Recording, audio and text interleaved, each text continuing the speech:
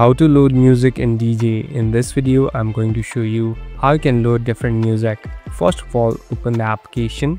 Now, here on the top, you can see two different icons of tap to load. Simply tap on them. So this is the place where you can completely add a new music. Here, you can even go to your library and add the one that you want to select. So here I'm tapping on one, and here you can even select the music. So here I'm tapping on one. So the music has been added. So this track has been added. Now here on the right hand side, you can tap another one. So again, tap on the music and select the one that you want to add into. So these both music have been added here. Now you can make sure it have different customization and add your texture. Here, as you can see, two music have been added.